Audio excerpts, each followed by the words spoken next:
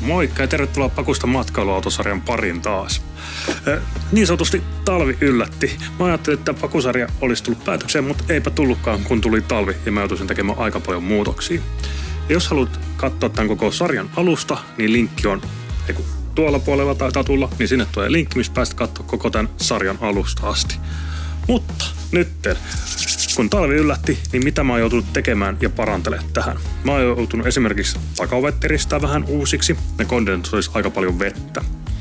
Ja sitten myös ikkunoiden eristämistä ja sitten myös vesien tyhjentämistä autosta. Jotenka, ei muuta kuin tervetuloa messiin ja koitetaan tutissa täällä talven keskellä. Jees, elikkä takaovet, mitä mä joutuisin niistä muuttamaan. Joutuisin eristämään uusiksi. Ne oli ennen metallipinnat ja ne kondensoisi aika paljon vettä. Ja sit mä yritin korjata sitä sillä tavalla, että mä laitan sinne tuommoista niin kuin vesiputkien eristeputkea, mikä olisi ehkäistänyt sen, että se kylmä ilma ei olisi tuolta siirtynyt. Mutta se ei auttanut, eli joutuisin rakentamaan kokonaan uusiksi. Ja mulla on niistä videotakin, mutta mä vahingossa formatoin sitä kameran kortin ja ne matskut oli siellä, eli niitä ei ole enää. Mutta käydään tälleen suullisesti läpi, mitä mä muutin. Ja mulla on tässä pari kuvaakin niistä. Elikkä purkasin kaiken tästä niin kuin käytännössä pois. Ja sitten tähän väliin tämä kohta, niin täällä on nykyään Armaflexia. Ja tää taisi olla 13 millistä. Elikkä kun tää metalli oli ennen paljana, niin siihen kohtiin pistin 13 millistä Armaflexia ja sitten mä taitoin tämän huopakankaan yli. Ja nyt se ei ole enää kondensoitunut yhtään tuolta vettä, koska kylmä ja kuuma ilma ei enää kohtaa. Ja mä veikkaan, että se johtuu sen takia, vaikka mulla on nämä niin palkit täältä eristetty, niin kun eihän tossa ole mitään niin eristettä tuolta niin ovesta tänne sisäpuolelle, niin eihän siellä ole mitään eristettä. Eli se pakkanen pääsi suoraan niin tämän metallipinnan kautta siirtyä tänne sisälle, tai se kylmä, tai se niin kylmeni niin paljon suomeksi. Ja tämmönen, ja tää on toiminut ihan tosi hyvin. Ja ei ole edes kylmä, eikä kondensoita, eikä tule mitään kosteutta. Kerron tuolta vielä alatilasta kurkkaa, mitä se sieltä näyttää. Näin. Elikkä alatila sitten näyttää tää seinä nykyään tältä. Ja kuten siinä kuvassa oli, niin tähän oli ennen ihan niin melkein jopa juoksi vettä. Ja se auttoi jo, että mä otin ton välioven tosta pois, mikä mulla oli tossa ennen. Koska tänne ei päässyt tarpeeksi ilma virtamaan, mikä olisi kuivattanut tota niin kuin seinää. Mut nyt sitten on ovi pois, niin kuin ainakin talven ajaksi. Ja mä aion tehdä siihen oveen varmaan muutamat reijät, että se niin kuin ilma virtaisi tästä. Ja sittenhän se ilma virtaa tästä niin kuin suoraan ylös. Ja tuolla jos on toi puhallin päällä, niin kuin Webaston puhallin, niin huomaa ihan selvästi, että se ilma tulee täältä läpi ja menee tuolta ylös. Seuraavaksi pitäisi tehdä saplunat näihin ikkunoihin. Vaikka nämä on tuplaeristetyt ikkunat, niin täältä hohtaa niin kuin tosi kylmää, kun pistää niin kuin käden tuohon ikkunaan vasten. Ja sitten täällä keittiön ikkuna. Tännehän mä tein tämmöisen, että mä plexitin tän. Mutta tässä on nyt tämmönen homma, kun mä kosken tähän pleksiin, niin tässä on varmaan oikeesti niinku 5 astetta lämpötilaeroa. Kun vertaa tähän ikkunaan, varmaan muuten ylikin. Tää on oikeesti niinku kylmä. Vaikka ikkunoissa onkin tuplalasit, niin siltikin kylmä hohkeet tuntuisi kädessä. Teippirullan kulma on just sama kuin tää pyöreä kulma täältä. Ainakin hirveästi näyttäisi. Ei tarvi niin paljon askarilla.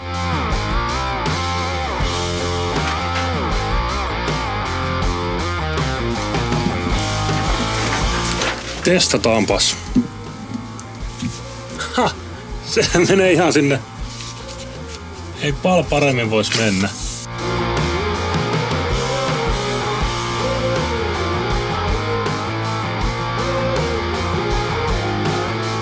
Noin, nyt me leikattu ja säädettiin, niin seuraavaksi mä teippaan niitä ikkunaan kiinni, että saadaan mallailtua ne sinne hyvin.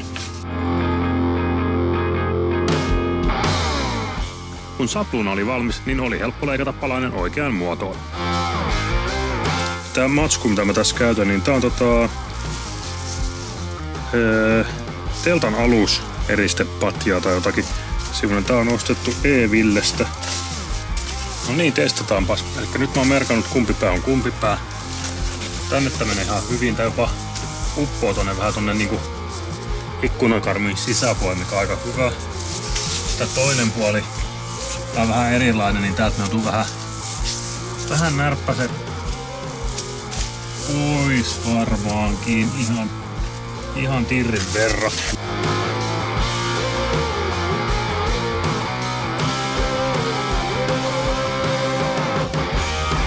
Ikkunan termopeitteet kiinnittyvät magneettikiinnityksellä lasiin. 3 nämä teipillä magneetit kiinni lasiin ja korilla teipillä prikat kiinni itse termopeitteeseen.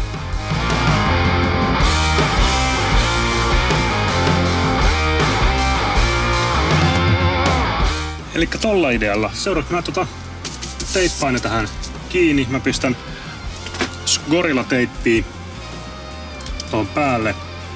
Eka sinne alle, sit päälle. Ja sit tähän kankaaseen vielä kiinni. Tai siis kankaan mä liimaan sitten tohon, mutta tällä idealla. Let's do it lisää.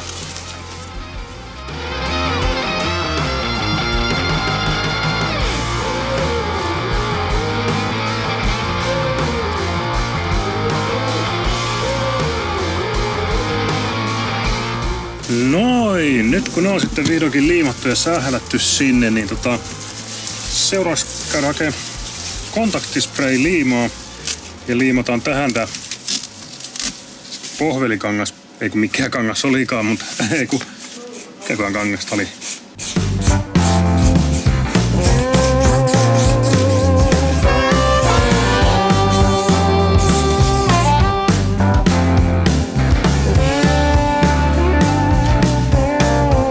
Ja sitten odotellaan 10 minuuttia.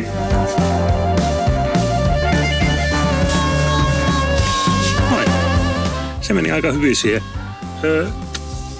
Ympäriteippaa mä en vielä, koska mä testaan tän yö, miltä se tuntuu, kastuuko se, bla bla bla, mut tämmönen. Mut ainakin nyt kun kädellä tästä koittelee näitä 2 ikkunaa verrattavissa, niin onhan siinä jo huomattavasti iso lämpötilaero. Noin, katsotaanpa sitten, miltä se huomenna aamulla näyttää. Sitten olikin välimittailuvuoro. Mittaushetkellä autossa oli 12 astetta ja ikkunathan oli selkeästi kylmin kohta. Ja parannustahan oli tullut aika hyvin, kun ottaa huomioon, että ikkunoissa oli 0 astetta ja termopeitteen kanssa +5 astetta ikkunan edessä.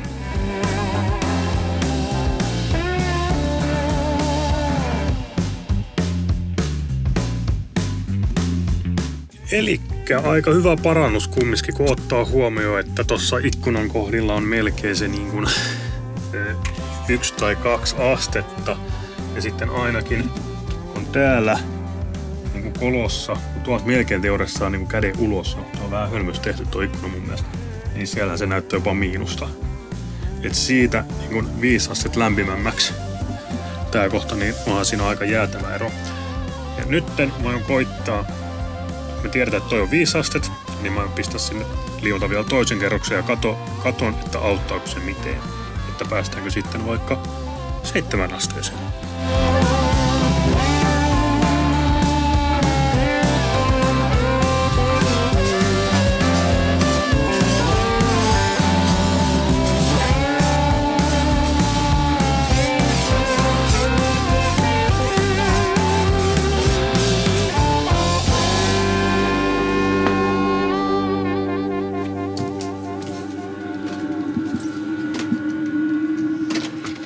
No niin, nyt kello on 10 illalla ja pistänyt pakunkin lämmöt päälle, niin katsotaan vähän lämpötiloja täältä ulkoota.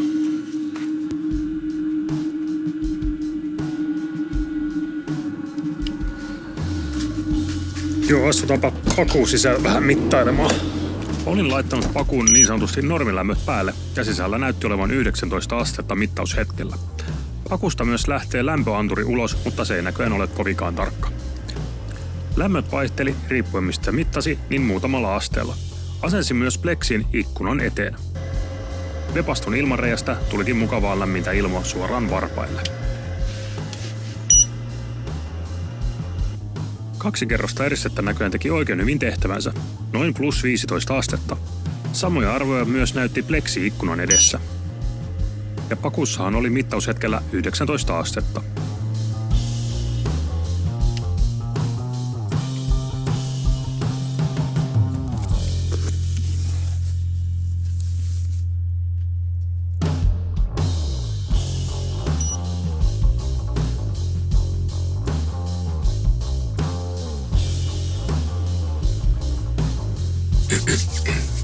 No ja sitten on taas uusi aamu koettanut ja kurkataanpas mitä tuon Plexin takalta löytyy. Mittailujen mukaan ainakin se on näyttänyt aika pätevältä, mutta mua kiinnostaa eniten toi, että miten se hengittää tuolla. Et blokkaako sitä liikaa ilmaa, kun toi kerta ikkunan kautta on koko ajan veto tänne niinku puhdasta ilmaa. Kurkataanpas. No joo, ei se nyt ihan toiminut silleen, mitä mä ajattelin. Elikkä kertynyt kumminkin paljon kosteutta tähän ikkunaan. Täällä. Et sitähän ei sit pääsisi kuivaamaan tosta millään sitten, kun toi Plexi olisi tossa edes. Sitten kurkataan tää toinen puoli. Täälläkin on vähän kosteutta kyllä täällä ikkunassa, koska täältähän tulee koko ajan niinku kylmää ilmaa ja sitten kurkataan tämän taakse, niin täällä on huomattavasti vähemmän kosteut, mitä tuo Plexin kanssa on. Elikkä Plexiäkin ajatuksen tasolla vaan toteutus, niin tehdään vielä yksi tämmönen lisää. Koska tämän kosteuden saataisiin niinku aina sit pyyhkästyä rätin kanssa pois, mutta Plexi edessä niin ei saa. Hormi, koska se olisi ollut muuten kiva, että sit olisi nähnyt aina ulos kanssa, jos siinä olisi ollut Plexi. Koska siinä oli se niinku lämpötilaero kumminkin reilusti yli 10 astetta. No, ei muuta kuin askartelee toista palikkaa.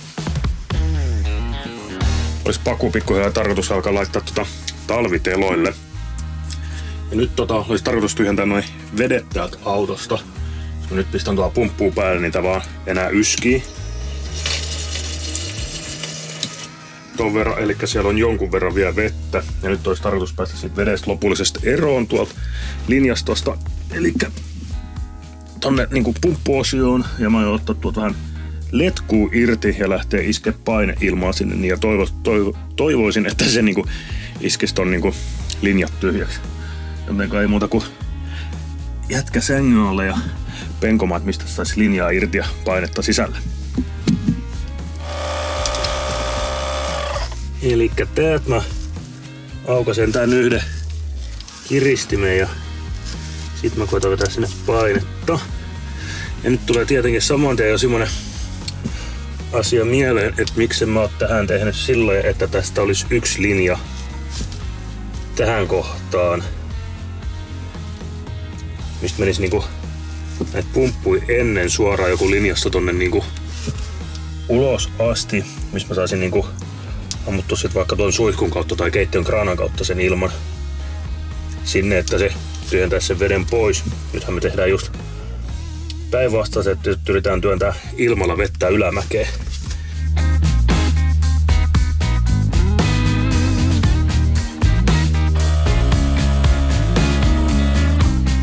Eiköhän et sais ton tiiviimmin vaan tähän.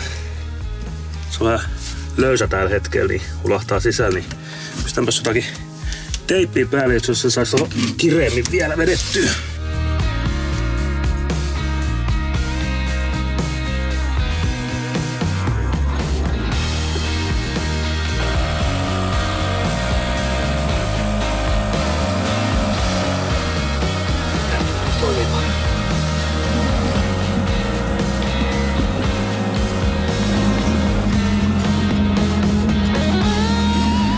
Joo, näköjään tuppaa istumaan vesiä kovin tuolla, niin koitan päästä suihkun päädystä. Nyt mä pistin tonne sit niinku teknisen tilan puolelle pyyhkeen. Ja koitan nyt täältä suihkun tulpan kautta ampua vettä pois tuolta. Että kyllä se niinku näköjään aika paljon pulisee ja höpisee tuo linjastossa.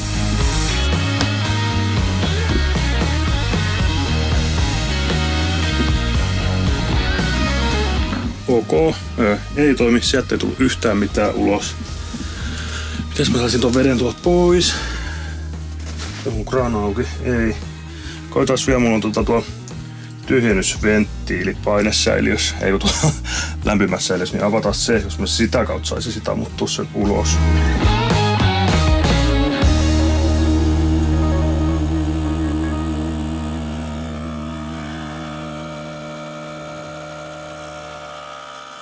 Pientä säätöä vielä tuli siihen tulokset. Otetaanpas toi painentasaus. Hetkonen, mikä se on? Painesäiliö, painentasaussäiliö. No, se sininen juttu tuo kumminkin, niin otetaan se kuitenkin irti talven varten. Se on kumminkin, kun olisiko ollut 40 vai 50 paikka, niin turha semmoista hajottaa, jos mä pistän tämän auton kerta pakkasen puolelle kohta.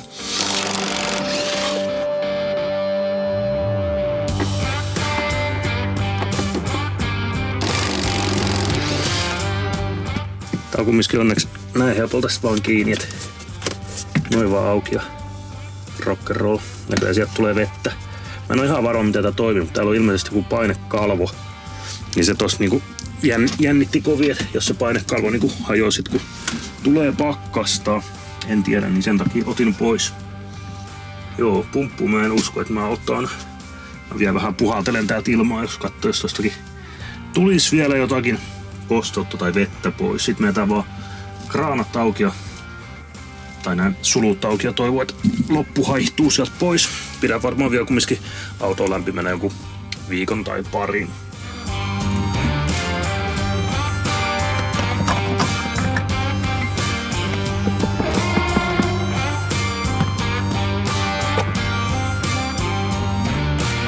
Noin.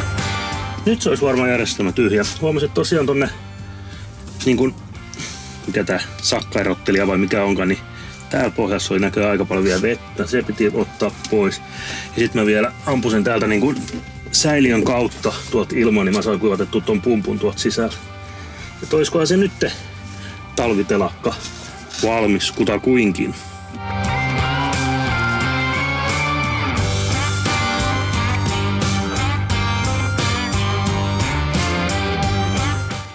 Noin, sit se olisi pakut vedetty talviteloille. Jos sulla tulee jotakin hyvin vinkkejä, niin laita ihmeessä tuohon kommenttikenttään. Ja mulla on tuolla sisällä tosiaan 2 kosteuden poistajaa vielä imemässä koko ajan kosteutta sieltä pois. Ja sitten on tosiaan 12 voltin pieni tuuletin, mikä imee kans tuota ilmaa koko ajan pois tuolta pakusta. Jotenka, näin. Nyt se olisi siinä valmis jököttelemään muutamia kuukausia kevättä odotellessa. Mutta kiitos kun tsekkasit kanavaa ja laitahan ihmeessä kanava tilaukseen. Ei muuta kuin kiitti ja ensi kertaa. Se on ciao.